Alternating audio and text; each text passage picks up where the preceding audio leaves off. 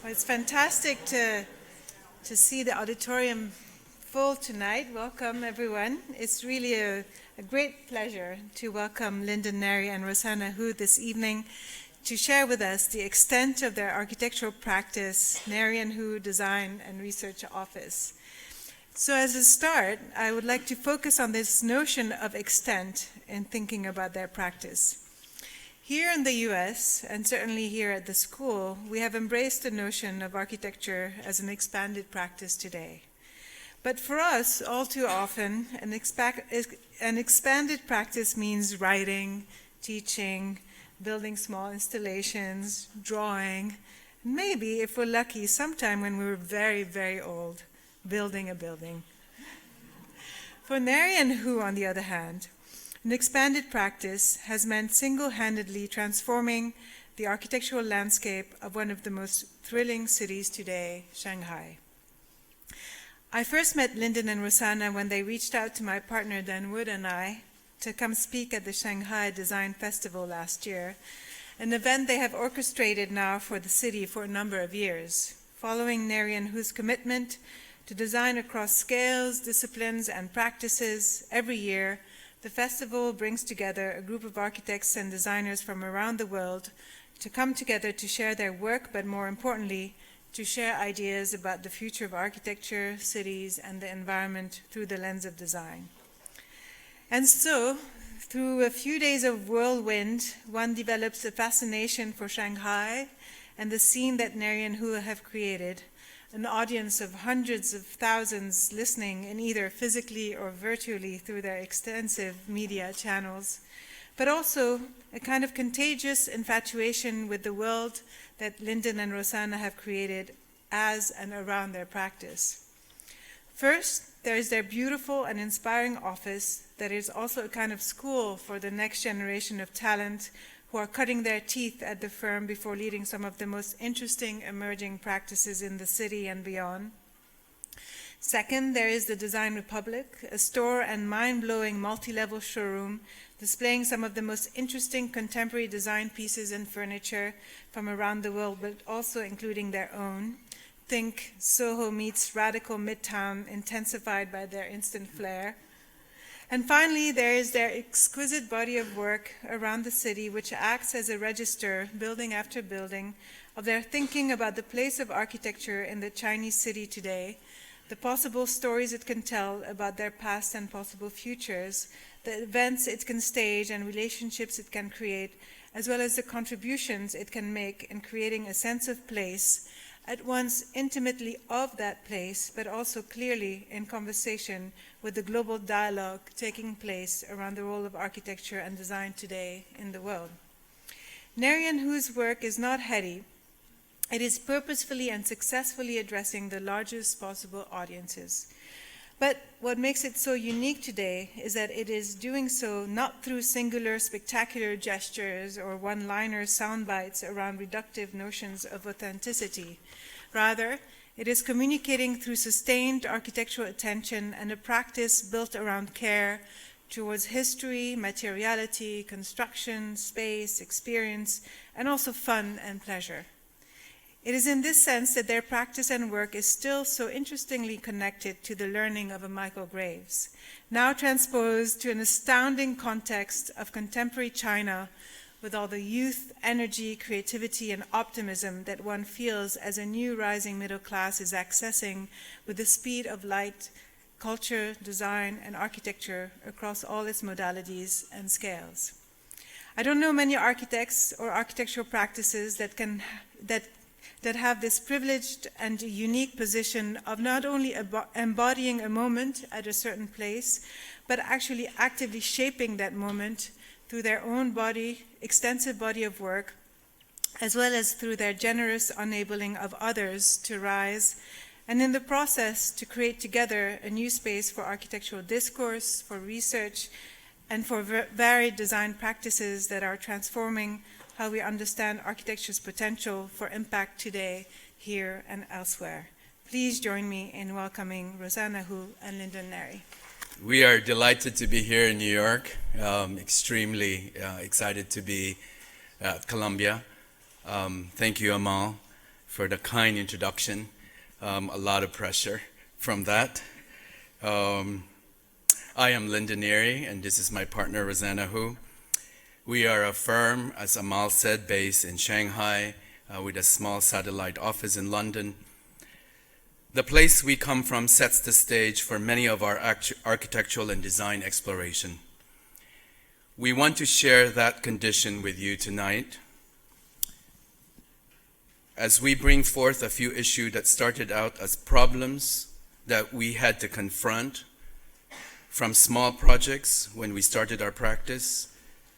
Then they became obsessions that kept coming back again and again, surfacing and resurfacing, sometimes consciously, other times utterly unintentional. You may find the following slides an oversimplification of the China condition today that we are in, but for expediency and clarity, we shall focus on these examination tonight. So we're going to talk about confronting rural-urban issues, the rapid development and demolition of the city that we practice, confronting rural issues and the disappearing villages that is happening at an unprecedented rate, dealing with opposing forces of construction and destruction. So you might be building certain things within the context of a neighborhood, yet at the same time when your building is built, the context that you were basing it on is now gone. Inheriting the remnants of China's industrial heritage, an opportunity to reutilize artifacts of excess through adaptive reuse. So if you look at urban issues, the rapid development, these are images by Nadav Kandar about 10 years ago, and a film by Zhang Ke called 24 City. Interesting points, because between 2000 and 2010, the urban land expanded by 83% and the urban population grew by 45%. I love these photographed. It's quite beautifully because you actually see different types of urban leisure. By 2020, 60% of China's population will be living in urban areas. And this is approximately 800 million people, plus and minus 60% of about 1.3 billion people. Here you actually see in these images that with urbanization changing the landscape of cities and altering the texture of daily life, giving rise to new notions of urban leisure. When we talk about rural issues, I was talking about the disappearing cultural village culture. You see very quickly that the China's vernacular villages that were formed based on Confucian family ideals were clan-based settlements, created clusters of homes, giving rise to traditional villages. And yet, these numbers are outstanding. Within 10 years, it dropped from 3.7 million to 2.8 million, an average of 300 villages lost per day. And a lot of them are not due to demolition. A lot of them are the fact that they just became ghost towns, empty because people want to go to the city to make more money. You see government catalog of 9,700 examples of intangible cultural heritage. Roughly 80% are rural. Only 40% of rural migrants are willing to return to their farms. Only 3% among those born after 1990. It's interesting because in this image, each empty chair representing an absent family member who has left the village to pursue opportunities in urban center. In fact, our own driver is a case point in this. He was a farmer and he left and he became a driver because he made more money driving for us. Adaptive reuse, dealing with excess. We were fortunate enough to be in this condition, to have this opportunity. Many of our projects fall under the category of adaptive reuse and deal with local history and heritage. In much of our work, there is the recurrent theme of juxtaposing old and new, reinterpretation of local typologies, and a desire to celebrate and elevate the ordinary and the mundane. And yet these conditions, 1 out of 6 families in China have been evicted and relocated since early 1990s. In fact, our office, we were literally evicted about a month ago. So for those of you that are familiar with our block box, we're no longer in that block box, we're in a construction site. So for people in our office, they're complaining because they're literally, we had no choice. We were given a month and we had to leave. So this, to us, is an everyday situation. It's a real condition. This is the context in which our practice intentionally situates ourselves. As a practice, we are constantly trying to insert meaning into our work by drawing from these contexts, both geographical and historical. For that, we often find ourselves looking at the past, in other words, working with the notion of nostalgia. So this brings us to the theme that we want to center this talk around today. It's nostalgia, and more specifically, reflective nostalgia. Nostalgia is a learned formation of a Greek compound consisting of nostos, meaning homecoming, and it's a Homeric word, with algos, meaning pain or ache. Coined around the end of the 17th century as a medical term, nostalgia was thought to be a disease commonly afflicting soldiers and sailors who, forced to leave their homelands, began to manifest symptoms such as fainting, high fever, and even death, all later attributed to actual physical illnesses. It was only towards the first half of the 19th century that nostalgia began to attain its current modern meaning, both in literary and everyday usage. Now commonly understood as a sentimentality for the past, it should be noted that the object of longing is transferred from the concreteness of place to the invariably abstract notion of time. Time being irreversible, the past being forever past, nostalgia can only be defined as the presence of an absence. Practicing in China at this critical moment, we find ourselves caught between what Kenneth Frampton calls the optimization of advanced technology and the ever-present tendency to regress into nostalgic historicism. Nostalgia can be a problematic notion for some. It tends to be taken dismissively, but we feel strongly that there is a potential to be constructive with the nostalgia rather than merely reductive. Image on the left is Michael Wolff's photography that captures the alarming trend of urbanization producing anonymous cities and the destruction of local culture. Image on the right is of a typical Shanghai Nongtang alleyway. Remnants of Shanghai's old city fabric where we believe life happens and history is made. These are the sites that are full of potential for newer, more engaging architecture design. Working in such a city, such a state, how do we confront this past, this quote-unquote history? What must also we look towards the future and bring the city to its future? Thus, the union between the past and the future exists in the very idea of the city, that it flows through in the same way that memory flows through the life of a person. And always, in order to be realized, this idea must not only shape, but be shaped by reality. This shaping is a permanent aspect of a city's unique artifacts, monuments, and the idea we have of it.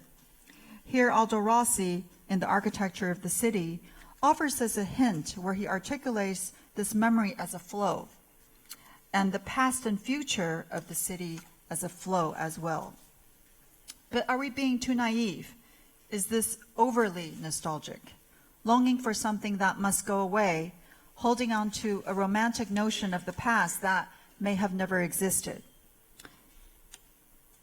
Professor Svetlana Bohm, in her book, The Future of the Past, defines two branches of thinking about nostalgia. The first one is restorative, the second one, reflective. Restorative nostalgia is more literal and direct by comparison. It attempts a transhistorical reconstruction of the lost home and does not think itself as nostalgia, rather as truth and tradition. So there is a right and wrong. There is an actual home to get to, a history that we must recreate under this notion of nostalgia. The other one is reflective nostalgia. It thrives on the longing itself and delays the homecoming. So it's about the process of going home, but it's okay if you never reach home.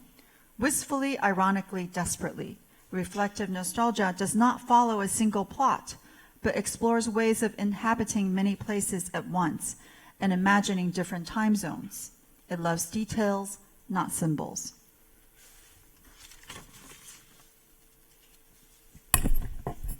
To the left, the image is a vignette from Design Republic, a furniture showroom, showing chairs displayed behind glass panels, juxtaposed with a Louis Bourgeois installation of cage personal artifacts.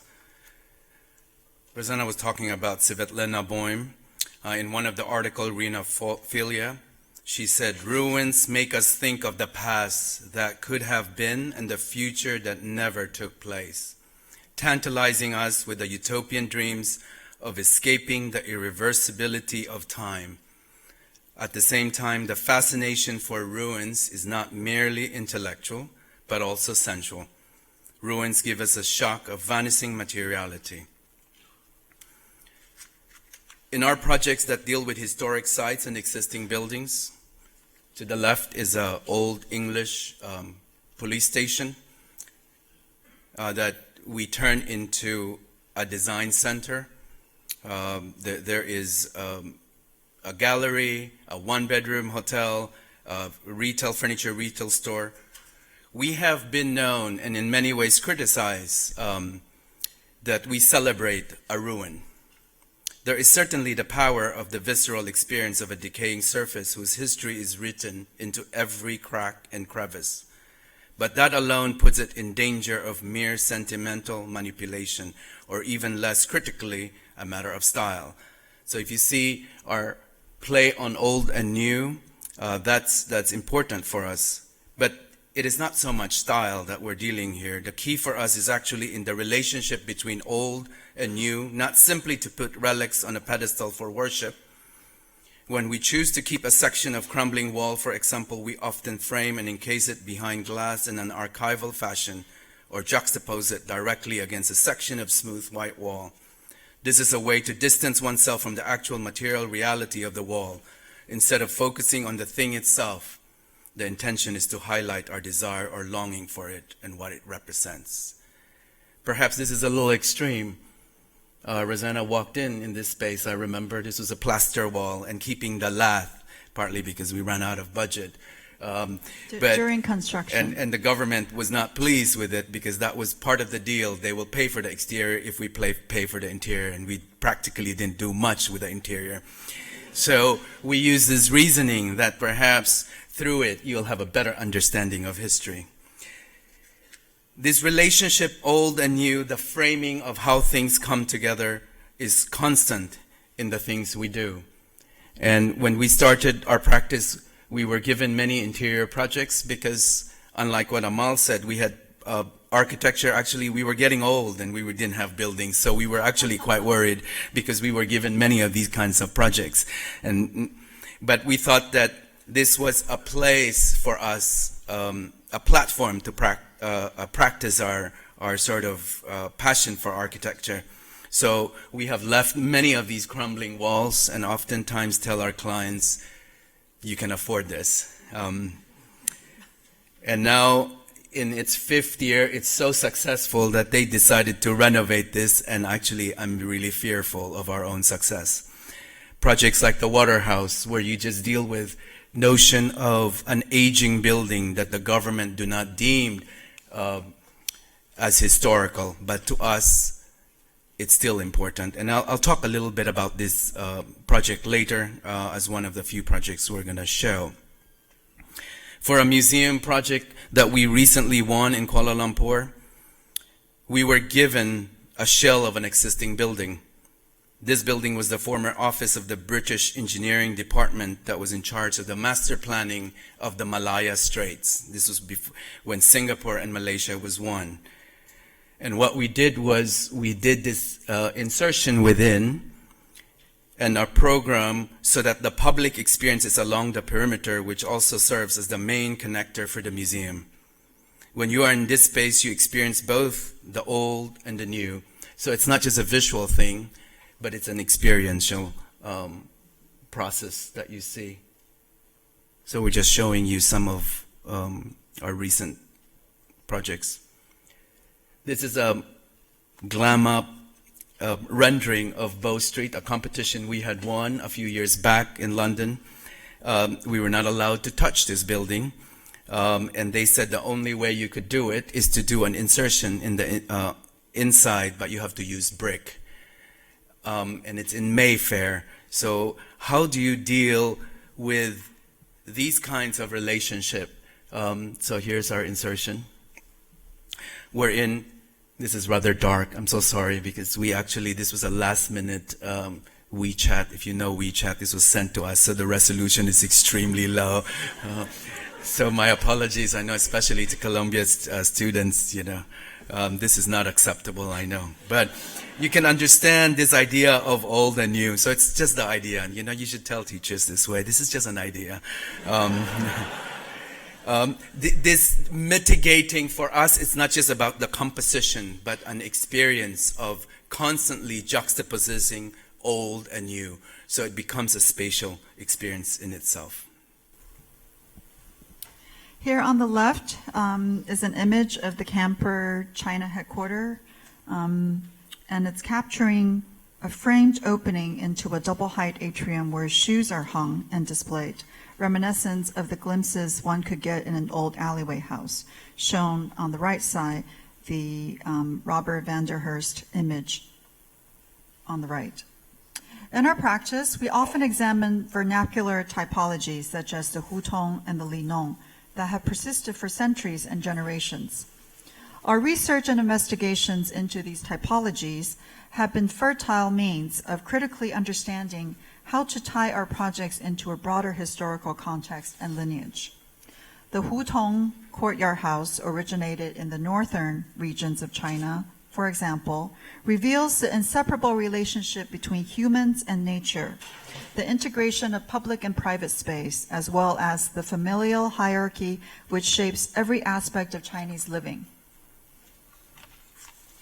And the Linong alleyway row houses that first appeared in Shanghai in the 1850s, still very much alive today, is a fascination case study for the blurred boundaries of domesticity and notions of home, as well as communal living conditions investigated by the permeability and overlapping spaces.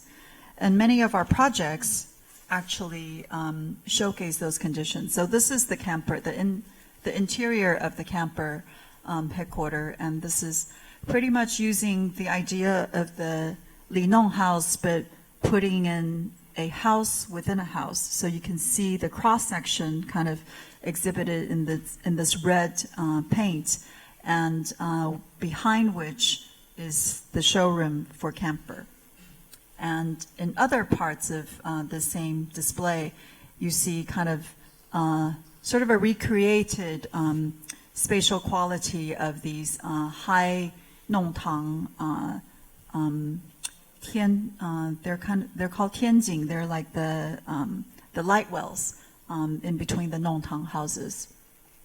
And then speak about like different typologies that we have utilized as design concepts. This one is a office for a creative agency called Flamingo in Shanghai, and we've kind of used these attic spaces as the point of departure for creating this this creative agency's headquarter office. And so from the attics, you can see their co-working space down below. And this is Waterhouse again, and Lyndon is going to talk a lot more about it later, but it also shows kind of glimpses of the way that you can gaze out into different people's apartments and different people's alleyway homes. And this image on the left is a chapel facade recently completed by our office in Suzhou, using a mix of modern and traditional materials as an interpretation of the black and white architecture of China's Jiangnan region, showing on the right in a painting by Wu Guanzhong. Recently, we have launched investigations and research regarding not only vernacular typologies, but also vernacular construction materials and methods. Similarly, as with the approach to typology, the idea is not to transplant an outdated modality directly onto our own projects, rather to interpret them anew. Both traditional architecture as well as modern rural architecture is being constructed with extreme humble materials: brick, concrete, plaster. There isn't a strong lineage of precise woodworking or carpentry as there is in Japanese building tradition, for example. So the construction is extremely rough, but there is certainly a different kind of beauty and simplicity within this roughness that we want to embrace. The whitewash wall is not pristine, as you would see in the Mediterranean, but in the wet climate of Jiangsu, it takes on a soft green and grays, like the brushstrokes of the Chinese ink painting. The brush paintings of Wu, who is quite well known within Chinese artists, is representative of a new kind of sublime, something of the modern era set against, but based on the tradition of the mountain and water, the shanshui ink brush that has defined Chinese fine arts for centuries. The notion of the sublime may be best defined by the word 境界, which literally means, 境 means kind of space and environment, and 界 means boundary. So the formulation of the new kind of sublime, in our opinion, defined by the two words 境界, in spirit is this mystical realm, this kind of wow effect that transplants the person who is viewing a fine work of art and to kind of bring them into this state of sublime. In several recently completed projects, we have employed recycled materials as cladding material, collected from demolition sites across China and reassembled in various bond patterns, the brick walls, adding a texture reading, and over time, their patina continues to build. The building begins to emerge as if it had been there for many generations. One could say that the collection and repositioning of old bricks is not merely an act of being sustainable. It also carries the idea of conserving time through curating the marks of history tectonically on a building's facade.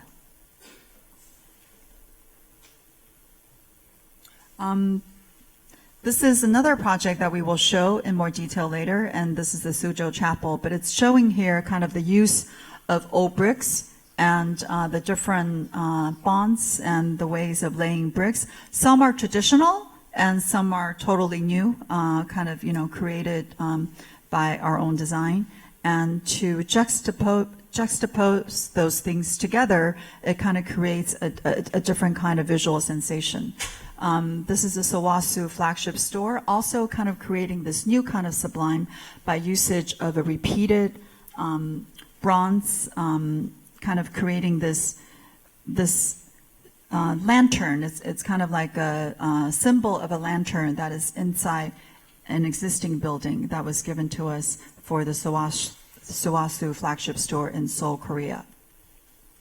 And in Le Meridian, Zhengzhou, this is a new construction where we did the building and the interior, and this is just to showcase kind of the usage of these bronze pillars to evoke a sense of nature as if you're walking in the forest.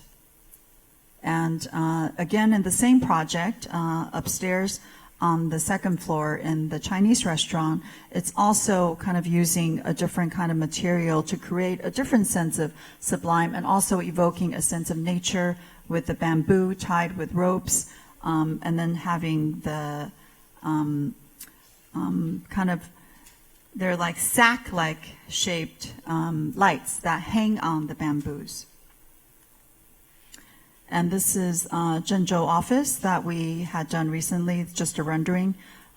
It's almost like a 2-3 block long kind of plot, and it's creating this massive urban building, but also kind of putting a forest inside the building, a wild forest. And so we're going to show about 6 projects in more detail, and this is the first one, the split house in Shanghai.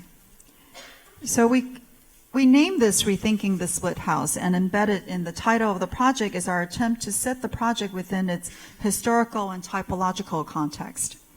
As we mentioned before, the Ling House, which were once the dominant fabric that made urban Shanghai the intoxicating place that it was in the 1920s and 30s, are now slowly being demolished, taken over by high-density developments all over the city. And we had just done research about exactly how many of these alleyways were demolished over the past 10 years. And data shows that right now only about 1/3 is left. Just over the last 10 years, 1/3 of what it was there before is left in the city of Shanghai. So you can see this condition that is being, slowly being removed from our urban fabric. And Neri Hu was commissioned to reconstruct a dilapidated Ling house left with almost nothing except its glorious shell in the historic and artistic Tianzifang area in Shanghai.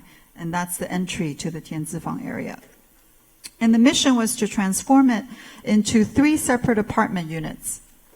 You can see the site map. We are pretty close to the Huangpu River, and it's in the old French concession area. And so the red dot is where the house is. Our strategy was to rethink the typology of the Ling house, keeping the split level formation. You can see in sort of that cartoon drawing on the right. This is a typical Ling house, and adding spatial interest through new insertions and skylights to accentuate the architectural integrity of such a typology, contemporizing it for today's lifestyle. Historically, the Ling houses are separated with 2 distinct spaces, with a smaller one in the back and a bigger kind of room in the front. And most of these back rooms have a split level, so that's why you see this kind of it's like a mezzanine level in the back. So these Ling houses were often occupied by single families during the turn of the century. They have changed over the course of the city's economic history. They are now typically occupied by 3 or more families, sharing the public staircase and landing, so that the neighbors live on different levels or rooms have a chance to interact as they move in and out of their personal units. So this is the new plan of our project. And as you can see, the plan is really very simple, but you can see how a very simple kind of footprint is basically demarcated by the front and the back rooms. This is the 3rd floor.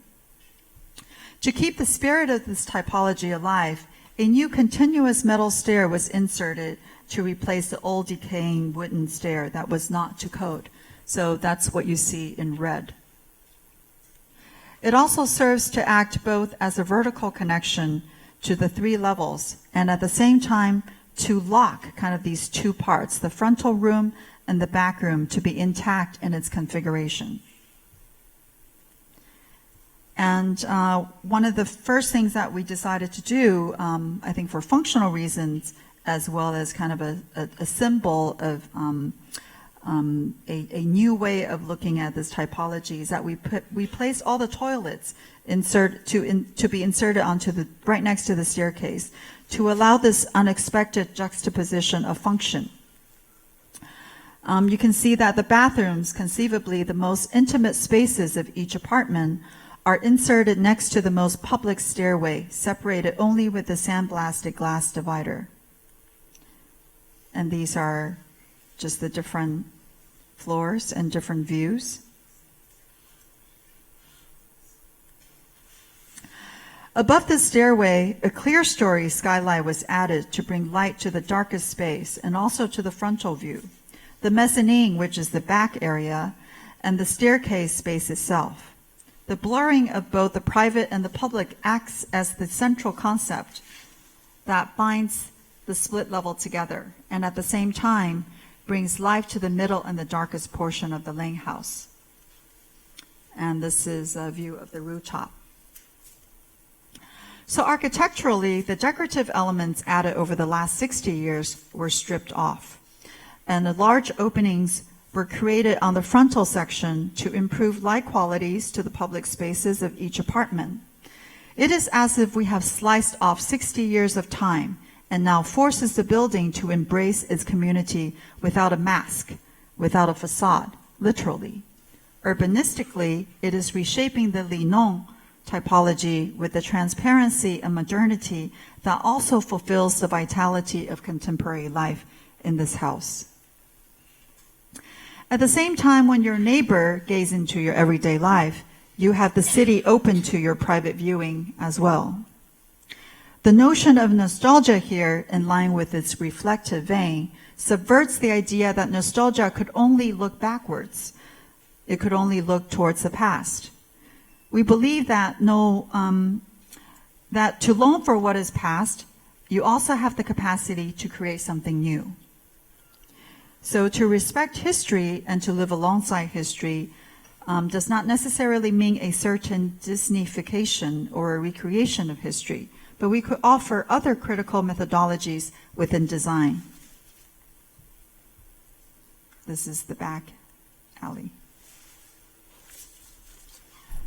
The Suzhou Chapel, which is the second project we're going to show, was a project that a developer had approached us. And Suzhou, for those of you that do not know the city, is about an hour train ride from Shanghai. And in this particular village that they had inherited to the left, the developer, and in China, they often call it a chapel, but it's really not for religious meeting place. It's mostly for weddings. But the chapel is a feature building within the larger village zone. So when a developer comes and approaches us with the idea of having a place of worship or a place of retreat, they call it a chapel, just to make it urbanistically more interesting. And as an architect, obviously, we took advantage of that. As such, it occupies a very important part on the site. That left side is by Yongho Chang. You know, for those from China, probably know him as Zhang Yonghe, Zhang Lao Shi. But to the right, and then Calvin Chow Macau, the New York practice, did the hotel component, which is the middle part. Sorry. So this is the middle part. We were asked to do this village and the smaller houses here. And obviously, when we were given the opportunity to do the chapel, we spent most of that time doing this project. In here, the nostalgic notion of assembling was very important to us. Because if you notice, in China, the idea of assembling beyond a certain amount or a size, you need permission. In fact, when we have events in China, if it's more than 100 people, you need permission from the government. If you know WeChat, which is the WhatsApp of China, you can't go beyond a certain amount number without certain permission from the government. And so the idea of, the nostalgic idea of assembling was important to us when we were given this commission. And as Rossana was talking, our research starts to involve this whole notion of vernacular typologies, but also vernacular construction materials and methods. And the whitewash wall, which is to the left here, is not pristine as you would see in most Western condition. But in this particular part of the region, it takes on this rather one called moldy look. But this moldy look can also be romantically seen as brushstroke of a Chinese ink painting. And the approach to typology, the idea is not to transplant an outdated modality directly into our projects, rather to interrupt them anew. Both traditional architecture as well as modern rural architecture is being constructed with extremely humble materials. In this particular case, we use recycled bricks. And I want to show you this lantern that we had created on top. This was a model that is seen, some of the elevations. I realize we're running out of time. We have 4 other projects, so I'm going to do this rather quickly. This meandering path. Its architectural language is derived from similar elements found elsewhere in the project, such as the undulating brick walls and floating white volumes, but they are here taken to another level of articulation. The brick walls begin to break down to an even more refined scale, where different heights of walls interweave with each other to create a choreographed landscape journey leading into the building itself. The white volume also receives a special treatment. Here it is composed of 2 layers. The inner layer is a simple box punctuated on all sides with scattered windows, while the outer layer is a folded and perforated metal skin, a veil perhaps, which alternatively hides and reveals. In the daytime, the white box emerges shimmeringly gently in the sunlight, very subtle, exposing its content. In the night, the white box emerges in the night. It becomes this jewel-like beacon in the project, its various window emitting a soft glow in all the direction. So you see these different types of condition, the meandering path that leads you ultimately to the beacon that we were talking about. And this was a sectional portion of the main space. This is not just a connection to the rooftop, but at the same time, we were requested to create a space that do not force people to be in this assembly if they're not comfortable. And this was part of the regulation. So we took advantage of what is considered a fire-regulated space and made it something special. So you can see that space as you walk through, going up to the rooftop. Inside the building, visitors continue on their guided journey through the pre-function area and then into the main chapel space, which feature a light-filled 12-meter-high space. There is a seamless integration with the surrounding nature as the picture windows frame various man-made and natural landscape. A mezzanine level hovers overhead to accommodate extra guests and includes a catwalk encircling the space, allowing 360 degrees of viewing angles. The mezzanine is integrated into a wood louvered cage element which wraps around the whole upper part of the room. A grid of glowing bulb lights and delicate bronze detail gives a touch of opulence to the otherwise quietly monastic spaces. Custom wood furniture and crafted wood details complement the simple material palette of gray brick, terrazzo, and concrete. So we'll show you some images, and then we have this film, which will give you a better understanding of the space.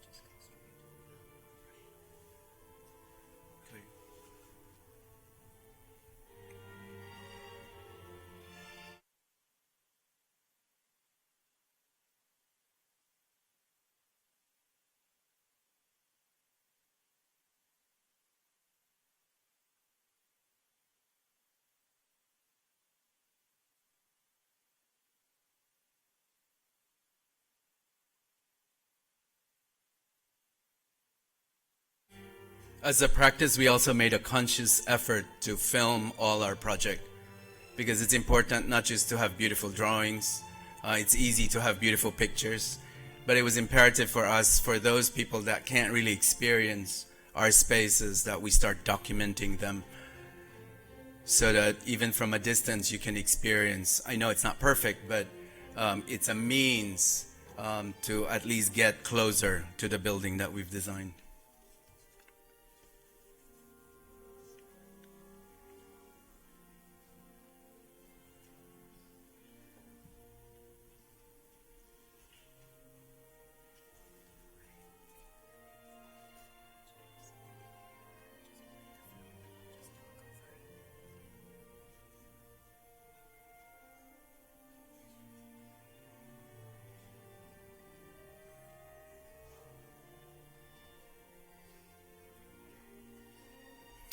Interesting because this space, I had given a tour to a bunch of kids that were 10 years and younger.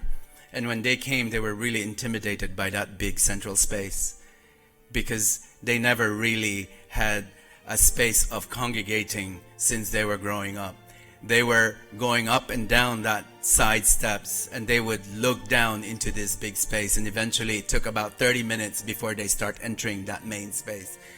And so conceivably what was required, I think, had a reason. We didn't really understand the logic then, but then we understand that the idea of this assembling, people were not used to it.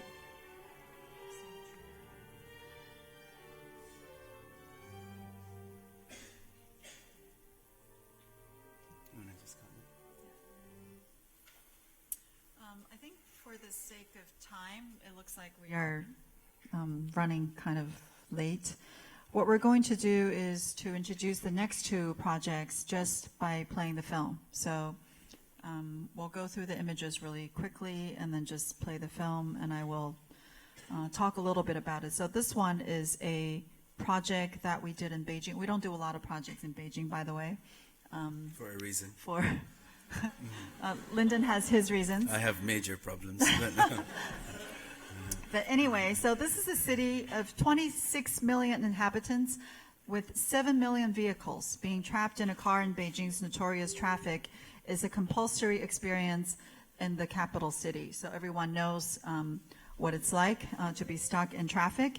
And this project is in a former missile factory right in the heart of Beijing. It's right behind Temple of Earth. Everyone knows where Temple of Heaven is, but there's actually a Temple of Earth, which is directly on the other axis of Beijing. So the client came to us wanting to build this automobile service center, but it's not just any garage. He wants to have a design gallery. He wants to have the best coffee, a small cafe offering the best coffee, his office, and an event space where he hosts fashion shows and art exhibitions. So it was a really, really interesting client who had this incredible vision about how a simple garage can also house interesting cultural spaces. And so what we did was kind of insert this garage into an old missile space, but also adding some warmth and domesticity into a space that would be just simply industrial. The next project, we call it the vertical lane house. It's waterhouse. I'm going to read you a quote by Calvino. Arriving at each new city, the traveler finds again a past of his that he did not know he had. The foreignness of what you no longer are or no longer possess lies in wait for you in foreign unpossessed places. It's interesting to see that oftentimes it's the foreigner that appreciate your city, and they find things in your city that you often neglect. When we were given this commission, the client came to us, a Singapore developer and a Chinese government official. They gave me a call and said it's on the bun. So this was my natural idea of the bun. You know, I thought, wow, of the 33 building, maybe I get to do one of them. Well, I was wrong. It was south of Bun, and it was this dilapidated, decrepit little area. And I said to myself, what am I going to do? You know, it's not that interesting. So we thought maybe we want to design a building more for a traveler than a tourist. And so we want to start celebrating people brushing their teeth, for instance, washing their hair. You know, in Paris, this is considered, if you eat on the street, I just came from Milan, and when you eat on the street, it's considered romantic. In Shanghai, it's called unhygienic. I just don't understand that kind of logic. So we start talking about all these, and the client quite understandably just look at me and go, are you mad? I want Mayfair, London. So what do you do when they want Mayfair, London, and all you want to do is this whole voyeuristic sectional quality in an architectural spaces that architectural school teaches you. So this is what I want to do. And yet you're forced to deal with the commercial realities that don't really care, or developers that don't care about the history of the essence of Shanghai. And so this was the building that was given to us. And he says, I want this all torn down. It's not listed. Don't worry about it. And I'm like, well, it's going to be very expensive. If you keep this, it'll be half the price. So obviously I lied. And he agreed through that whole process. But, you know, sometimes you have to do that. Architecture school do not teach you how to do that. So these were some of the drawings that we did. Some of them are very different. It was interesting because here in this project, we start dealing with old and new, public and private, the essence of what it is to be a traveler in Shanghai. And so you see the floor plan. We did this corten steel on the south bund. And then we created the idea of like the old and the new. And you can kind of see the greatest thing was when my mother came to this place. She couldn't stop laughing. And she goes, Lyndon, is this project done? There's only two things. Either your client is really stupid or you're super smart. And as all Chinese parents, they ask the next question, did they pay the fee? I said, they did, fully. And so she says, well, then you are a genius. So this was one project where this was in many ways our first architectural project. And the idea of actually keeping this structure and only reprogramming 3 different buildings, and the only new things were the walkways, and you can kind of see the reinforced structural columns. This is the cheapest room because you look down into the reception. That is a bedroom. And in many ways, this hotel is a reflection of the city. The lane houses where you actually see there's that blurring of the public and the private. So that's the next room neighbor. That's literally you share a balcony. And that happens in the everyday. So I managed to convince them that, you know, by doing this, you maximize the room. But if you do stay in this hotel, be warned, because if you are in one of your restroom, you will be seen by another person. And that is the Shanghai condition, I argue. So even in the restaurant area, you actually look up, and then you will be able to see rooms, and people could look down into the restaurants. And this, again, the client had a problem with this, but then I said, you don't really have to buy artwork anymore. The people that come and stay in your hotel, they pay to stay, and they are the artwork. And that worked. So the idea of this blurring of the courtyard and the street, having the restaurant, and you see up into the rooms, that's the skylight that looks up into these were the existing stairway. This was a Japanese warehouse owned by a Japanese factory maker, and they apparently had a lot of illegal things in this warehouse. So they had winding stairs that leads to nowhere or leads to into different rooms when the cops came. And so we actually suggested to keep all these, not just as remnants, but at the same time as a way to understand sort of the viability of that urban condition.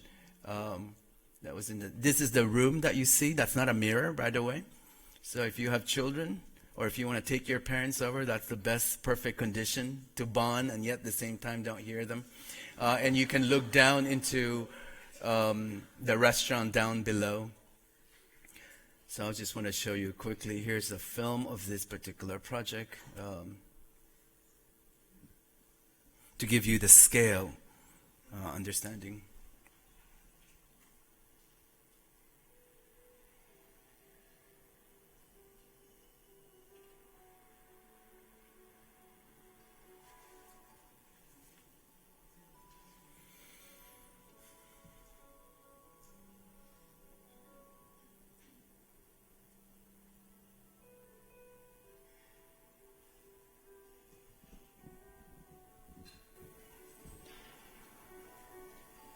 So even though our theme here, I mean, we're centering the talk around the word nostalgia and reflective nostalgia specifically, but of course this, you know, points to a lot of issues regarding preservation and in China today, there are a lot of different voices and different factions about and viewpoints about how to preserve something.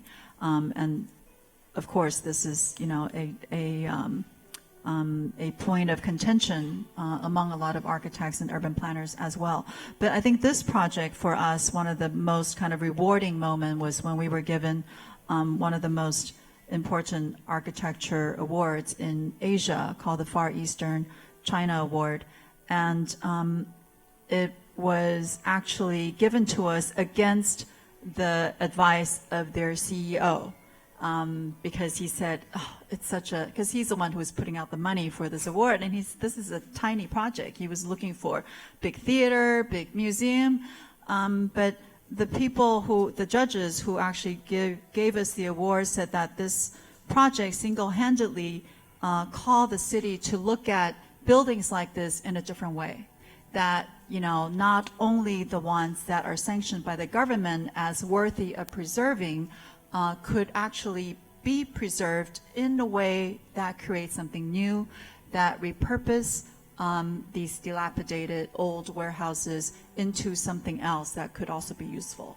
So that was, I think, a moment that really made us realize, because the owners wanted to demolish this, and I think it was quite instinctive that we wanted to keep it as a way of marking a part of the urban memory that would have been gone, I think. So yeah, so for us it was quite meaningful. Yeah, I remember when the Shanghai Tourism Board used this as an ad. Initially, they had problems with this building, but 3 years after its opening, they used this as an international ad to talk about the responsibility that they are part of the reconstruction of Shanghai city, which is kind of ironic.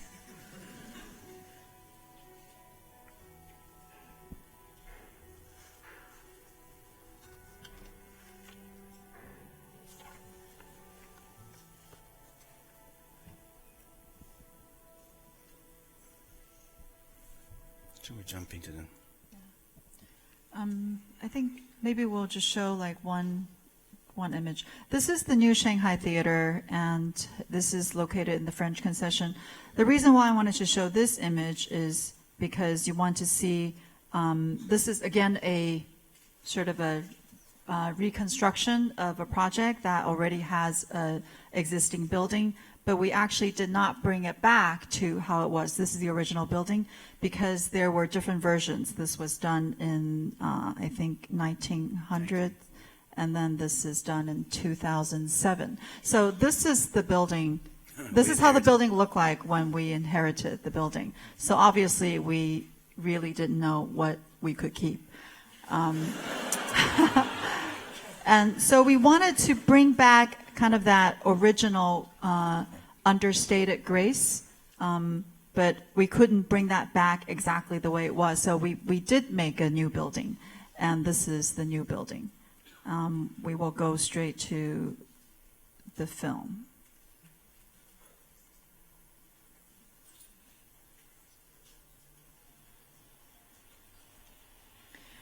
So more than anything, I think this is an urban strategy, because at this point of where you see this right now, we actually gave a very big portion of the interior to the public. So the sidewalk is enlarged by virtue of this area.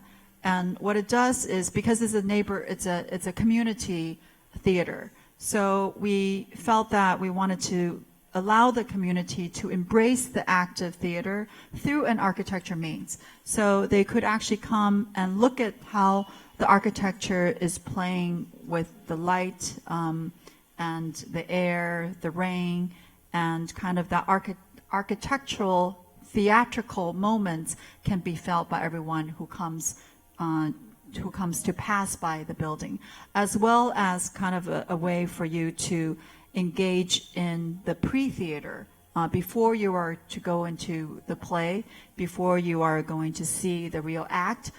There's this kind of idea of foreplay to see the building kind of act for you first. the theaters of architecture is played before your eyes before you actually go into the theater, the black box theater inside. And these are the kind of the bronze curtains, like a curtain call on a stage, but we use these idea of this undulating curtain to make that first ring of walls, first band of walls.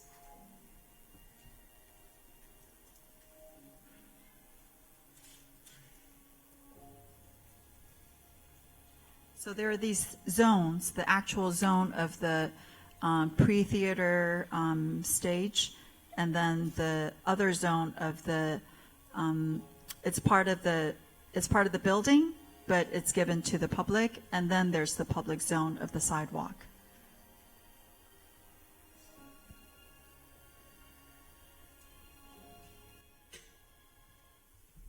The last project we're going to show you is in Yangzhou. It's about 3 hours away from Shanghai, situated in the close proximity to Yangzhou's scenic slender West Lake. The site given to us was to design a 20-room boutique hotel. It was a challenging one because it was dotted with small lakes, and yet those lakes were really not that pristine by the time we got there because it was abandoned. But the client thought that was important to maintain many of these scenic or once scenic places in rural China. But the problem was we had to keep some of this, we have to keep a lot of the existing structure. The foundation needs to be kept. Interestingly enough, the building we could change, but it was a mandate that the footprint stayed. I'm going to talk about this. I'm going to skip this a little bit because of time. But so what we did was we start to look into the traditional courtyard spaces in the region, and by looking into traditional Yangzhou houses, you can kind of see that there's this tile roof with wooden structure, yet we didn't really understand how we can tie all these different disparate buildings together. So we thought of creating this grid in which the courtyard here gives hierarchy to the spaces, it frames view to the sky and earth, and it encapsulates landscape into architecture and creates an overlap between interior and exterior. So you see the existing structure with all this different building. We create this grid that becomes the wall and alleyway grid network that creates the connecting factor. So our strategy here to unify these scattered elements was to overlay a grid of walls and path onto the site to tie the entire projects together, resulting in multiple courtyard enclosures. The inspiration for the design actually originates with the courtyard house typology of vernacular Yangzhou Chinese architecture. So this is the master plan, and you see all the different programs. I just want to, this is the aerial view of the site. So we've also, in recent, most of our project, you can kind of see we have employed recycled brick as a cladding material. In Yangzhou, we collected from demolition sites around the regions and reassembled in various bond patterns and brick. The brick walls and a textual reading, and over time, this patina continues to build. And this is some of the walls, the blurring of both the architecture and the landscape, and these recycled brick that sits as part of that network that connects all the rooms. There's this outdoor auditorium.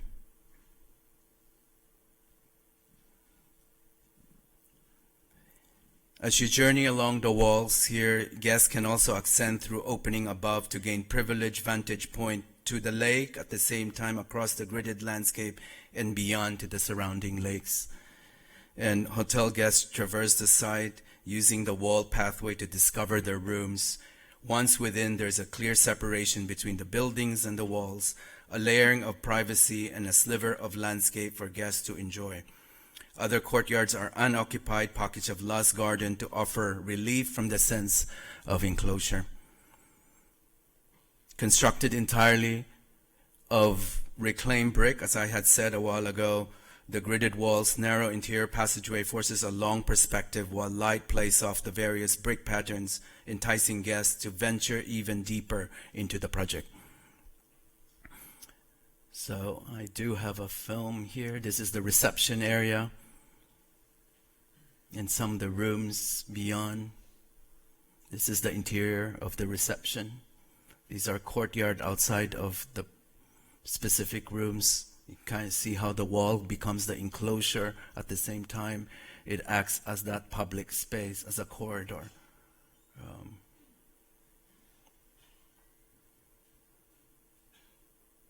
There were 3 exterior buildings that was not part of the grid. They were all new, and they were all the public spaces. They are all the public spaces.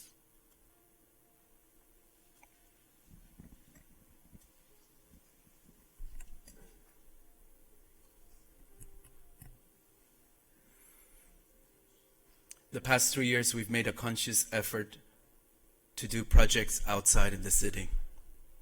It's actually very easy for us, given the fact that we've had many experience in the city of Shanghai, to do a lot of the glamorous project. But we've made a concerted effort to take on smaller projects, projects that sometimes even need our help for programming. We sometimes connect them for financing, just to get villages that are literally dying, not so much out of demolition, but programmatically, or having people leave towns because they are going to major cities. And we argue that, especially in China, a lot of villages, many of the culture are embedded within the village. And if the village die, one would argue that culture dies with it.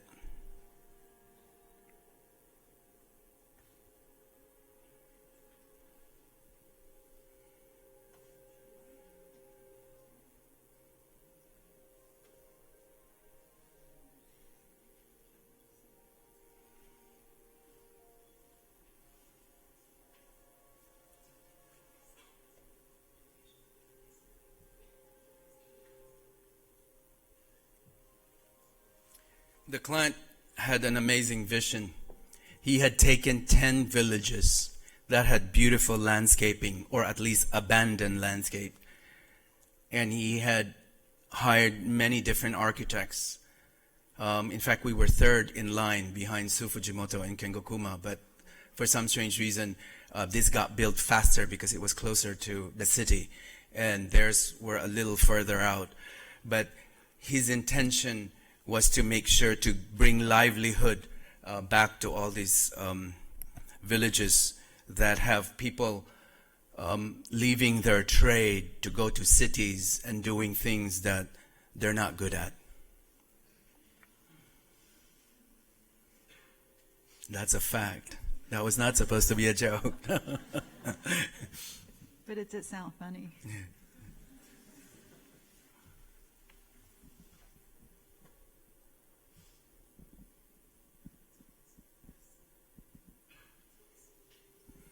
So we like, as a practice, we like this quote by Antoine de Saint-Exupéry.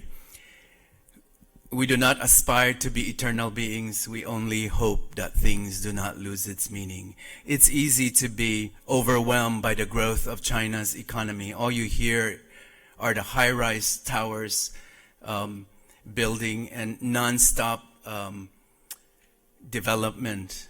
But to us, that in many ways can also be quite dangerous. So Rossana and I made this conscious effort to try to do things that have a purpose and meaning in this city we live in.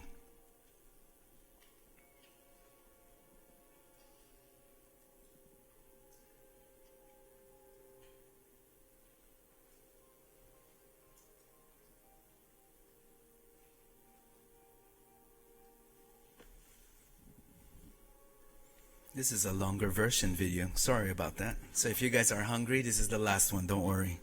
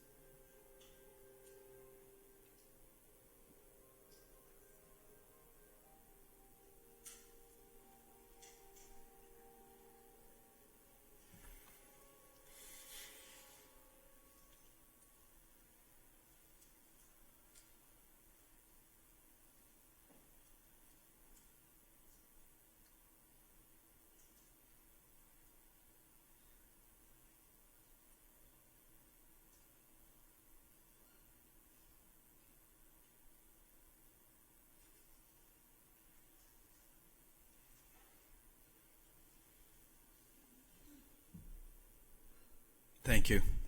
Thank you. Thank you for that really impressive body of work that your practice is 13 years old, and I think when we were talking earlier, you mentioned that the first ground up building was 5 years in, so it's projects that have all been done, I guess, within the last 7 years. 7 yeah. years, wow. I wanted to, in responding, just kind of first bring up maybe two sort of very interesting kind of contradictions that I think sort of drive your practice. I mean, I think there's many contradictions. I think that the humor and with which you present actually very serious kind of work is one, but I think that it's here in cities like New York or London, where you also have an office, the majority of kind of architectural activity of professionals involves work in existing buildings like you do. And on the other hand, as you pointed out in these kind of very impressive statistics in China, the majority of architectural production is new construction. Less so, I guess, in Shanghai. But so you're working in a place where many things are kind of tabula rasa, and yet you found a way to kind of, sort of with such a degree of sensitivity towards existing buildings, existing kind of urban situations, traditional kind of building types. And I think that, for me, of course, seems like one thing that really sort of drives you. The second thing is that, which Dean Andreas kind of alluded to in the introduction, which you didn't talk much about, is sort of that the first 5 years before this, and the degree to which your trajectory has been from kind of commercial and retail work, and in fact product design, and the Design Republic was sort of the first thing, your brand, which is based on let's say a lot of kind of commercial things, right? And it reminded me of we talked about before John Pawson, who started also doing like very small retail projects and eventually moved into the kind of projects that he's more well known for. And a kind of story that supposedly when he was commissioned to do the Trappist monastery in the Czech Republic, that the monks came to him because they liked the Calvin Klein stores that he designed, right? So this kind of sort of weird this kind of weird contradiction between the kind of mundane and banal and everyday, and the kind of sublime, which is a term that you used. And so I think the projects which you didn't show, which are also really impressive, I think, is a way that you take very ephemeral type retail, or very maybe superficial, and kind of imbue a certain depth into it, which is, I think, something that you do with all the projects, really. So the kind of third point, or sort of impression, I guess, is back to this topic that you set up, the reflective nostalgia, and the presence of preservation or ruins or decay in all the kind of projects. And the term you used reflective nostalgia, which I guess in contrast to the kind of restorative nostalgia. And I think it's interesting, especially here, because there's, I think, in the historic preservation program, which is, led by Jorge Otero Payos, has talked a lot about this idea of preservation as a kind of experimental or creative practice rather than a kind of sentimental practice, which I think very much, embodies what you do. And what is kind of exciting about it for me is like, at first I thought it was something that was always about a kind of this sort of diagrammatic clarity between old and new, right? That there's kind of like a white piece that's embedded in a kind of brick piece, or vice versa in the camper store. But actually you seem to have the repertoire is kind of much larger than that, right? I think there's, like, out of the 6 main projects you showed, the Suzhou chapel is the only one where there's no existing building, right? I think that's the most kind of like tabula rasa, but one could also read like this, almost a sort of podium or Existing brick. existing ruined base, which of course it's not, it's new. But the kind of cube reads like the sort of new half and kind of old half. But I think it becomes almost more sophisticated because for instance, in the split house, there is sort of no old and new part. It's actually a kind of active removal of the facade. So through subtraction, you produce the absence of facade and the kind of image of sort of modernity or newness for what is kind of very old type. And so I think I could kind of go on, but it seems to be like there's many ways in which you deal with it. And I'm kind of curious, whether it's like, you described it as kind of your interest for the waterhouse in kind of like marking an urban memory, so that there's kind of almost like a kind of political attitude, like in resistance to the kind of erasures of the 20th century in China, erasures of history. But I also see it very much as like a kind of maybe architectural critique too, right? Knowing that you also worked both with Michael Graves, where there practice that also dealt with kind of history and how to let's say confront history in the wake of modernism. How do we imbue kind of meaning or back into architecture? And I think that there was even a quote from that you had in the presentation from Svetlana Baum about that this reflective nostalgia is about details and not symbols.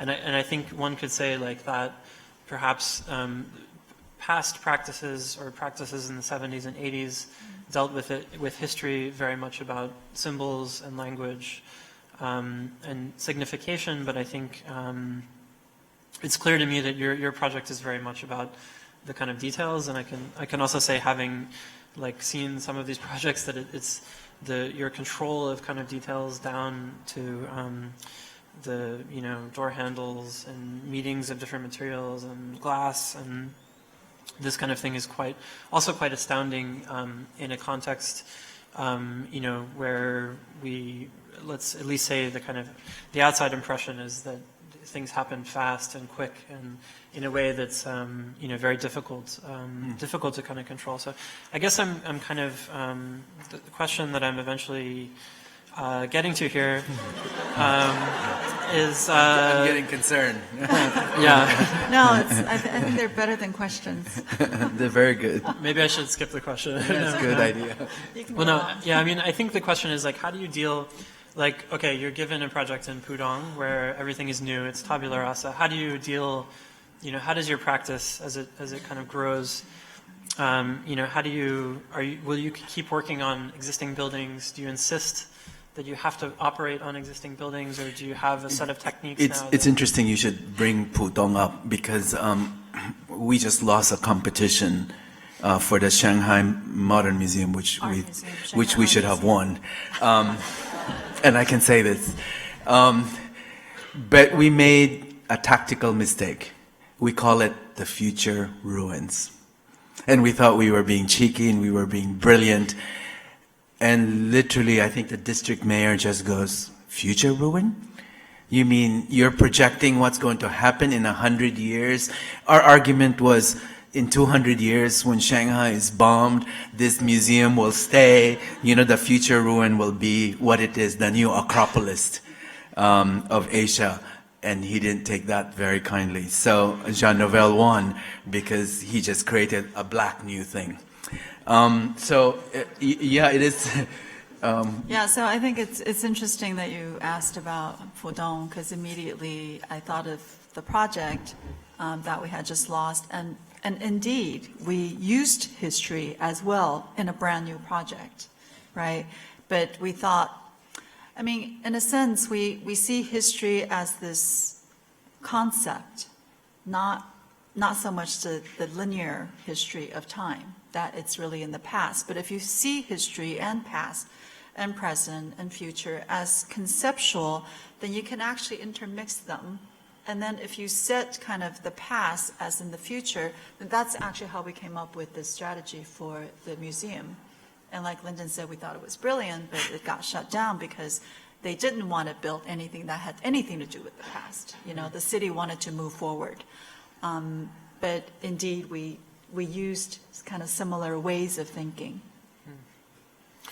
Yeah, I think the term future ruin, and I think also your description of the kind of opposing or kind of simultaneous forces of like construction and deconstruction is sort of a beautiful image for contemporary China, but also your own work in a way. And I'm also reminded of like the I think future ruin maybe from Robert Smithson, The Monuments of Passaic. Yeah, so like a moment in the U.S. also when there was this kind of, you know, he was looking at these landscapes that were getting, there was just this kind of overproduction and boom of sort of suburban sprawl outside New York City that he was kind of looking at and I guess searching for maybe also this kind of balance between kind of old and new. But I guess it seems to me like actually the Suzhou Museum is successful in that context. Like really there's no building, but you found a way to kind of take this operation that you've maybe learned from elsewhere. But I guess then another question is like, how do you make the kind of value judgments about, like I was wondering about that kind of really awkward facade on the theater from 2007, right? That you decided to remove. You know, how do you, like the question I think brings up like whose narrative or what kind of history are you trying to promote, or which elements do you, how do you decide these kind of elements, old elements and new elements? I think we started working on those concepts starting with Waterhouse. And in fact, you know, now looking at what we have done over the past 13, 14 years, it looks like we had intentionally worked with old buildings. But in fact, I think it started with Waterhouse. These projects actually came to us, and we just took them in a way that we understood how to. And I think given the context that we're in, definitely, like you said, you know, it was a reaction, I think, against all the demolition that we see. And for those of you who have not lived in a place like Shanghai, you really don't know what it's like. You know, you remember that you bought something in this market 2 weeks ago, and you go back and get more because you like it, and you realize, wow, the entire block is gone. Like you can't even find where it is because the shop, not just the shop, but the entire block is like gone. And so imagine entire generations of memories being obliterated, and you know, how do you pass those things down to your children, your grandchildren? So I think, you know, living in that kind of condition, we realize that this is one way of kind of counter what we saw that was happening around us. And so it started with Waterhouse, and I think we learned also different ways of strategy as we go along. So with Waterhouse, I remember one of the things that we had to do internally during our design meetings was to kind of design the rules for ourselves, right? Which ones, like why, we asked the same question, why do we want to demolish this and not that? Why do we want to keep this and not that?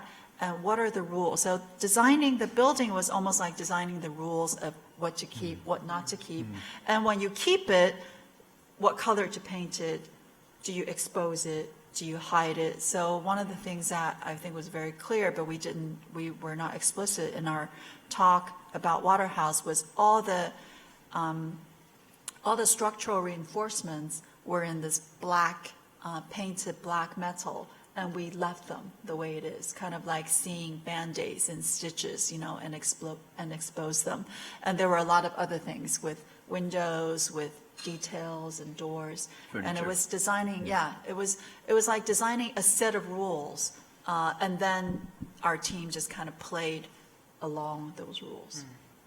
Yeah, I think that rigor is like really present in the kind of projects.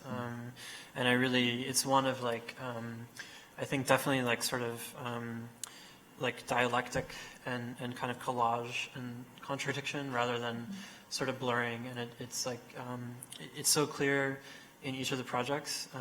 You know, those kind of relationships and kind of productive contrasts that you kind of produce. And it's interesting. Like I think the camper store, which you didn't show in so much detail, it's almost kind of reversed, right? There's sort of an old part on the outside, which is white, and then the new part is a kind of reconstructed type, which is brick or wood and kind of inserted on the inside, actually, which I think yeah, I mean, you didn't use kind of that many diagrams, actually, for the project in communicating the kind of work, but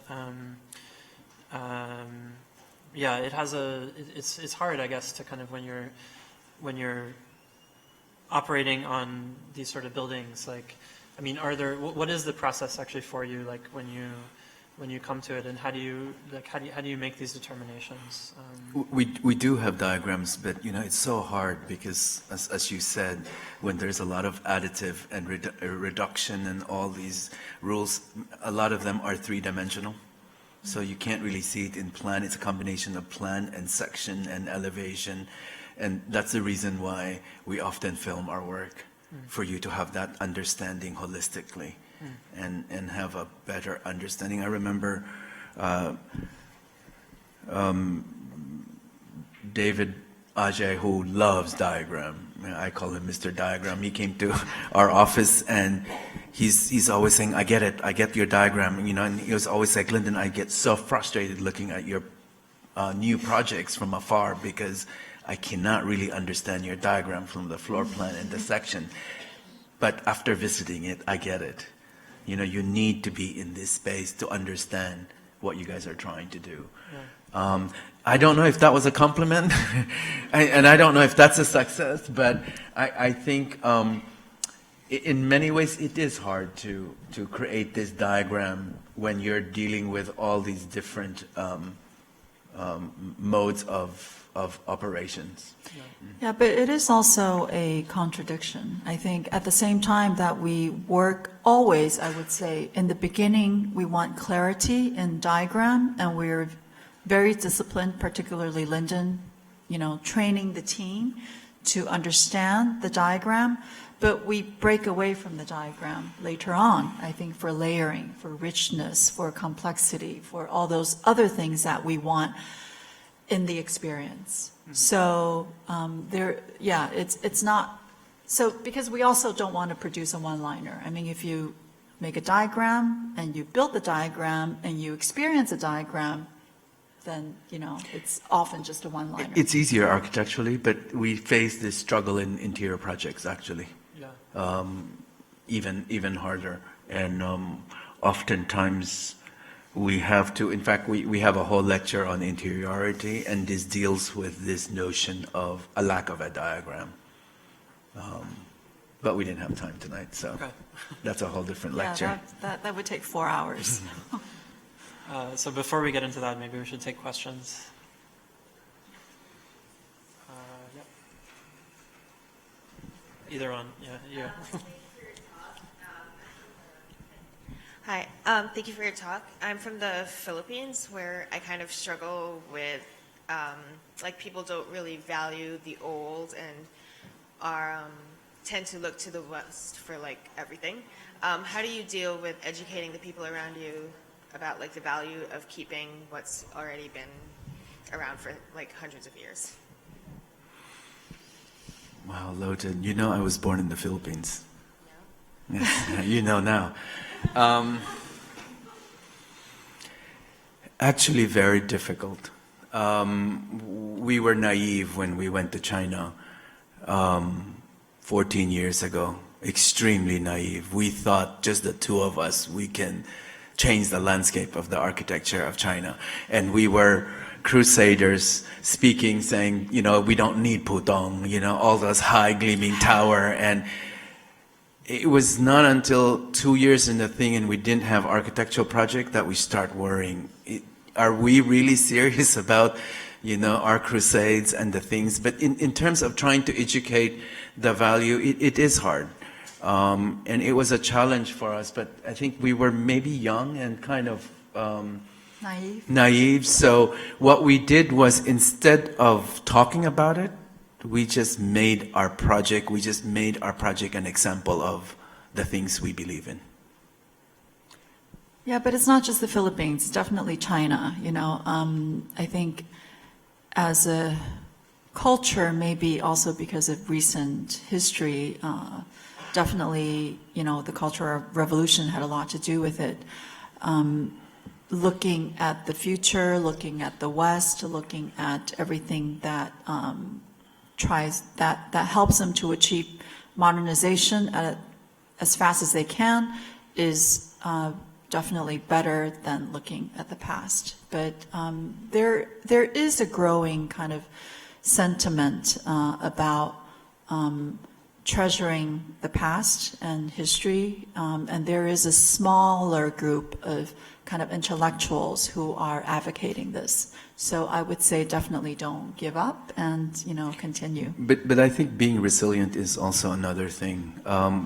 Early on, in order to, in many ways, we were selfish. We wanted our buildings approved. So we got really close to the planning department, and in the process got to know a lot of district mayor. And to please them, we created this, what Amal called the Festival of Design. And we asked sponsors to pay for this big event and asked the government to be involved. Now that takes a lot of work, because one would argue, it's easier if you just do your own projects and not do all these different other activities. It takes a toll on us.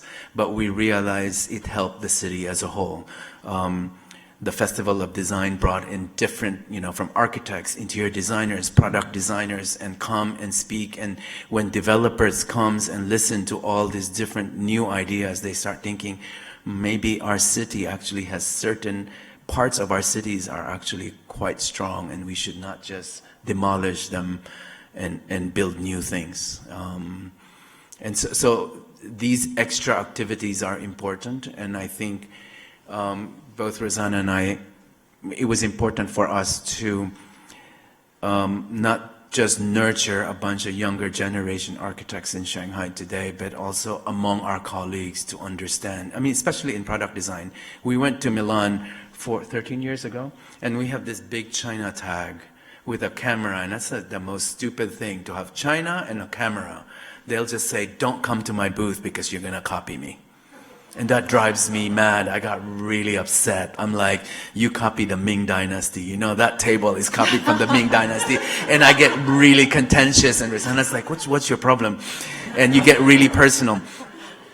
So I thought, the best way, and that's sort of the start of Design Republic. Again, we have no business in this whole furniture retail business. We shouldn't even be part of it, right? So we created this Design Republic because the idea was to bring the best of what the world can offer, bring the brand like Vitra and Artec, Knoll into China, and hopefully younger generations would come and be able to sit on them and actually experience them rather than look at the magazine and go, oh, I can do this too, right? So we did this, and I remember our first 3 months, there was no sale in our store. Absolutely no, because we didn't know how to, we didn't, our store was rather huge, about this size, and we had 12 pieces. John Parsons, Sejima, all my favorite architects, right? Lining up, and people would come and they want to buy, and I'm like, no, I actually don't want to sell. Because I love these pieces, but that's just not the way it works. But you realize Alvar Aalto owned 25% of Artec. Right? The Architectural Collaborative, which was part of Walter Gropius, started design research. And just when we thought we were being creative, actually there are many precedents that we can look at. If you look at Leverance and all these beautiful buildings, if you look at those hardwares, you think to yourself, wow, how did he manage to do all those? He owned the hardware store. You know that. So Leverance at the end bought the hardware store. Asplin, the architect, to this day, there's a lighting brand called Asplin. He created them just to be able to control the process. So I guess what I'm trying to say is try to be involved with as many things as you can while you can. Thank you for your fascinating lectures. And I come from Shanghai. I lived with my grandparents in my childhood in Lilong. So I really appreciate your projects that I can feel strong nostalgia from your projects. I love the atmosphere created by the materials and space. But the question I want to ask is relatively practical. It's about the relationship between the private and public space. As we know, people in Lilong really enjoying the close relationship. But sometimes when I see your projects with so large area glasses, I know the glass is great. It makes the space transparent, modern, and clean.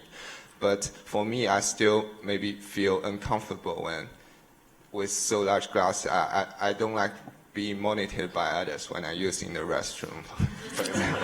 So how do you think about the relationship between the private and public space? Thank you. Well, there's a really great invention called curtain. And so that's what will happen, practically speaking.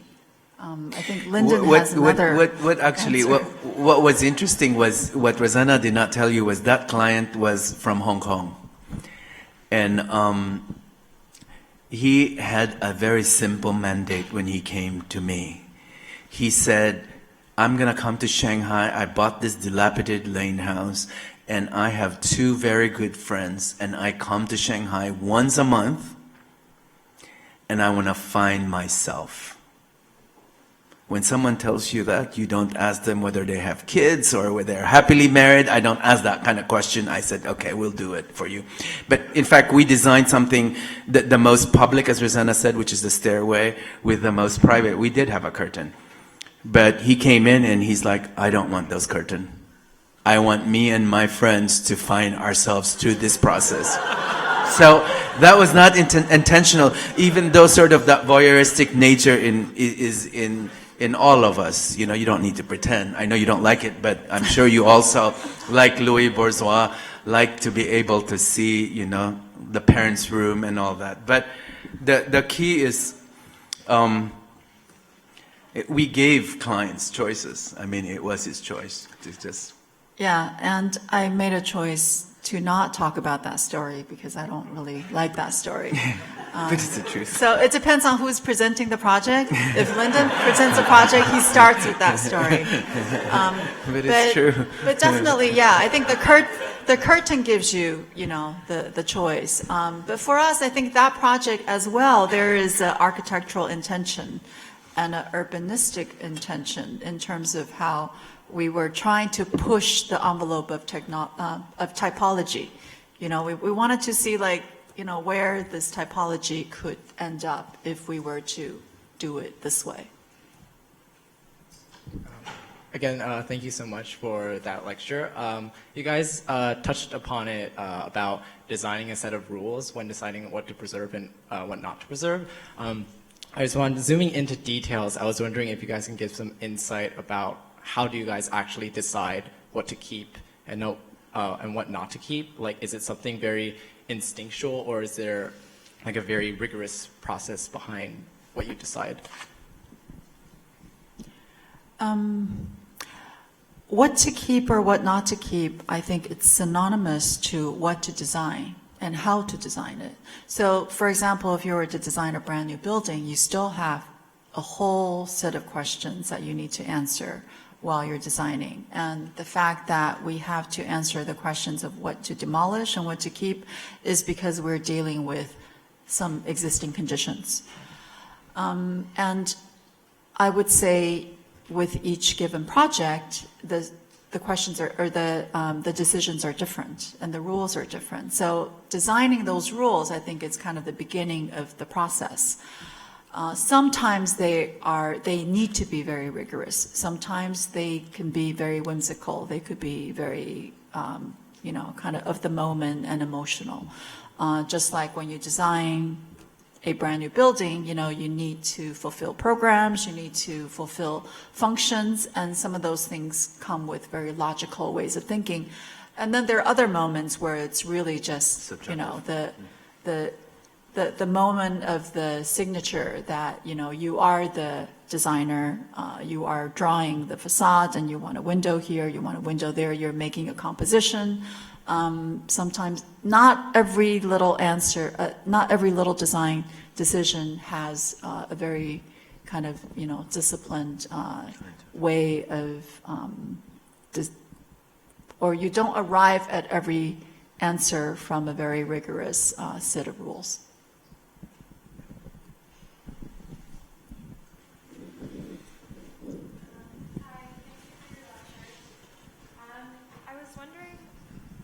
I was just curious about your building process, like the actual process of construction when you're working in the villages.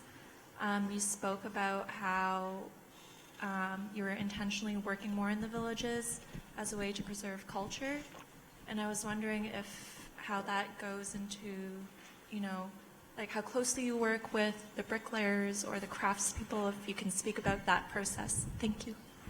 We actually, for Yangzhou, we made a conscious effort. We had forum in which the client asked a group of us to go to Yangzhou for a week. And we had bricklayers, and they also have different ways of laying bricks. And it was conscious effort on our end not to use imported stones, for instance, because no matter what or how expensive or how beautiful the stone is, they will bastardize it because they don't know. It's not that they're not good at it, they're just not they don't know how, especially in the village, they don't know how to make them, or they don't have that experience. So we made a conscious effort to use all local materials in that particular area. But there is that process in which we were, for instance, the furniture, they were all made around that area. And you can kind of see it's not your typical Neri Hu furniture, very refined if you look closely. And if you know your furniture, it's actually a little bit on the rougher side. And they were not really village bumpkins that were doing them, but they were not as sophisticated. But we made a conscious effort to design around that.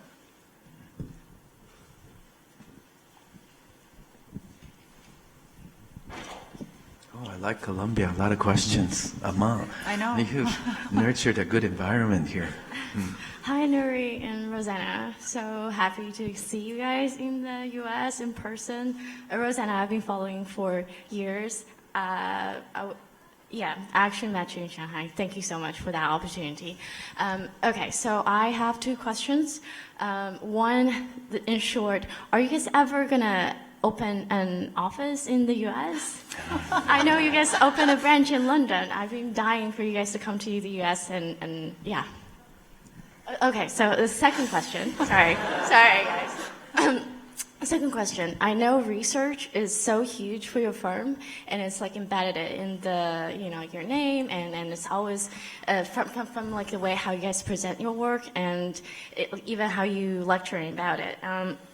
But I'm very curious in how you guys balance the practicality of running a firm, but still be able to devote and to research. And I also know you guys are teaching, and I'm kind of curious about your view on like how you guys see academia plays out in like the connection between teaching and your firm. Yeah. That's a lot of questions. Yeah, but I'm going to answer. Maybe there's 3 questions there, but we opened London not because I wanted to or we wanted to. In fact, we actually did not want to open an office in London, but we won that competition, that blurry WeChat photo. And after winning that competition, we won 2 other competitions in London. And so as much as we want to close it, because we couldn't really, sometimes it's very hard to control that office. Because we have a bunch of prima donnas there, and they're all very good, don't get me wrong, and I love them, but it's not so much that, but it's just it was not a conscious choice. If we had a choice, we probably would want to just work locally, but there was just so many different requests. In fact, we have about 13 projects in Europe right now, and a lot of the typologies are really interesting. A chapel in Stockholm, for instance, a learning center in Porto. So projects like this we can't really turn down because they're interesting. but how do you control and manage that process? We've been thinking about New York. We have a project in Miami. We have a project in Brazil. We have 2 potential projects in New York. So we've been really thinking about it. And we have about close to 20 alumni that are in New York right now. But I think it's going to be hard because I think Rossana and I are very controlling, and a lot of the things we do, you probably can tell in our project. So we have to formulate a way, maybe design a strategy again, as Rossana said, the rules is in order to make it work. When you talk about research, today during the podcast, they asked that same question. And actually, research came to us in a clear way when we started working with the European brands. When we started, we didn't really have architectural project, or for that matter, interior projects. So we started with product design, teacups, chairs, and we started working with Italian brands. And this was sort of our lineage at Michael Graves, that whole interdisciplinary aspect. And what really helped us was seeing the Italians having all these research, both materiality and how things are made. And you realize, I was in Milan just 3 days ago, and I was asking this question: what happened to all the Italian designers, product designers? And the brands basically said, in the 50s and the 60s, we didn't really have the opportunity to go out to the world. So what we did was we found within our neighborhood the best Italian designers. So you have Sozzas, you have Achille Castiglione, you have Gio Ponti, you can go on, Magistretti, all these product designers. Now we have this opportunity to go out to the world and select from a pool of designers. With our research and their set skills, our product inevitably becomes better. That's their argument. And it's through that process we realize that it's amazing how an idea can be pushed through or challenged through many of those foundational research that they have for many years. A lighting brand like Artimide or Floss, you can't just, you can go to Brooklyn, for instance, and make those lights, and they are beautiful. Don't get me wrong, there's a whole Brooklyn movement. But once it comes to the technology behind it, it's kind of primitive, right? So it's beautiful, but it's somewhat primitive. What the Italian does is through research, they've covered all those aspects that is important to creating a beautiful product. Academia, I think Rossana can answer that question. Well, I think I want to address 2 of those many questions. Well, the first one, allow us to plug in a little advertising here. We won't be in the near future opening an office here in New York, but we would love to have you come to Shanghai. And we're always looking for talented designers. And we know this place has a lot of talented designers, so we definitely invite you to send us your CV, your portfolio. And Shanghai is a very exciting place to live and to learn and to work, so I think you won't regret it if you move to Shanghai. And we don't work weekends. That's not true. But I have to say, definitely, I think for a lot of the designers who work with us, they are surprised how, we don't kill ourselves and have all-nighters every day. Once in a while only. And in terms of balance, I would say we're definitely not balanced. We don't strike a balance in our life, in our work, in the different aspects of our work. I think, very much our life is lopsided. Our son is here. He can attest that to you, that I don't think our family isn't very balanced. But what is important is that I think we explore every one of our passion with the best of our ability.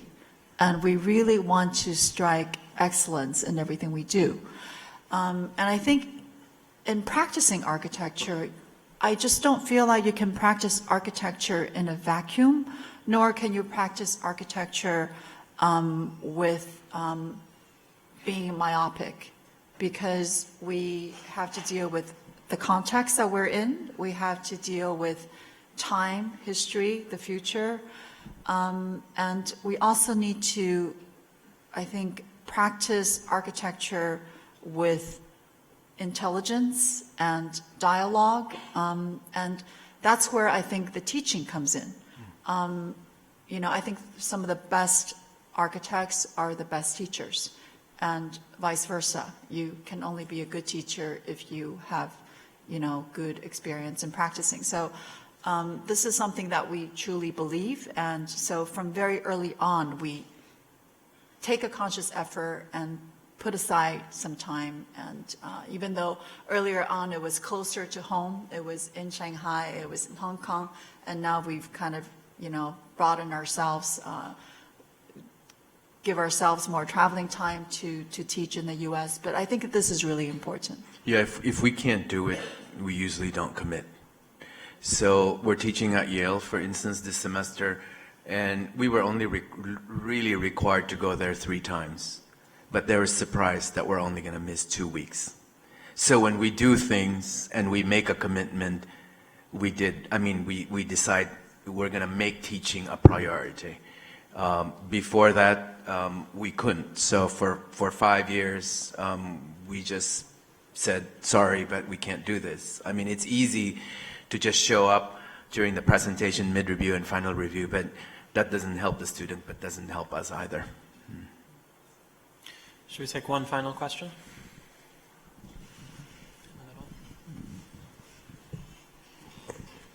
Can I have a few final questions? Only one. Okay.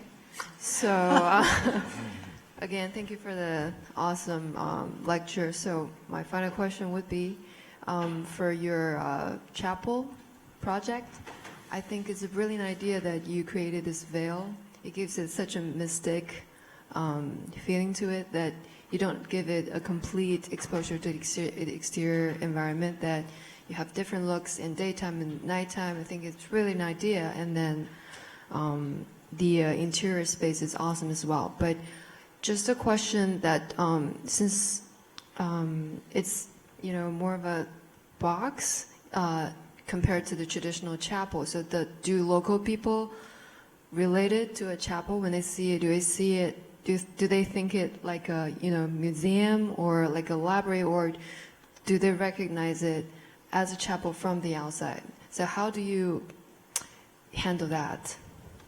Thank you. Typological question. Interesting.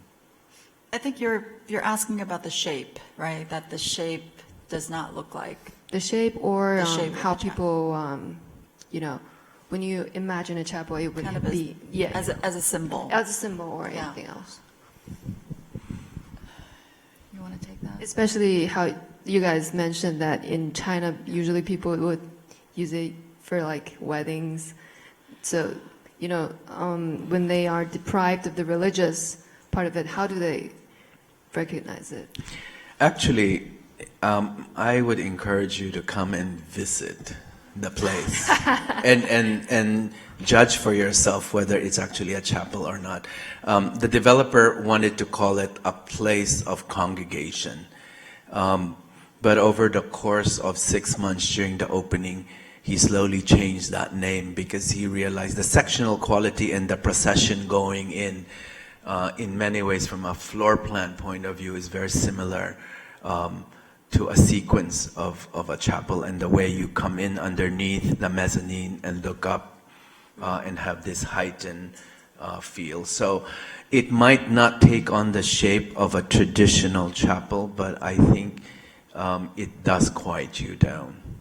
Yeah. A place of maybe not so much a chapel, but a place of a sense of tranquility, Sanctuary. a sanctuary. Yeah, I think the word that we used more than chapel was that we wanted this to be a sanctuary, and it was quite intentional that it did not take on the symbol or the shape of a traditional chapel, given a few things. Number one, I think that kind of tradition isn't embedded in Chinese culture.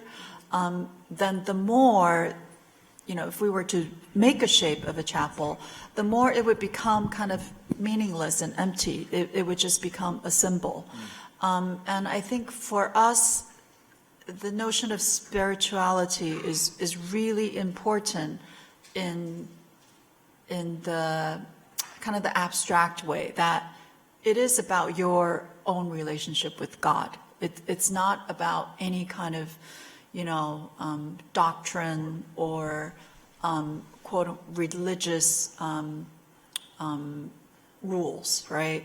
So we really wanted to take that seriously and kind of use architecture and space and create that spirituality, as opposed to from the lineage of, kind of church architecture, or both in plan and in elevation and in form. Okay, thank you very much. Thank Okay, you. thank you. Thank you.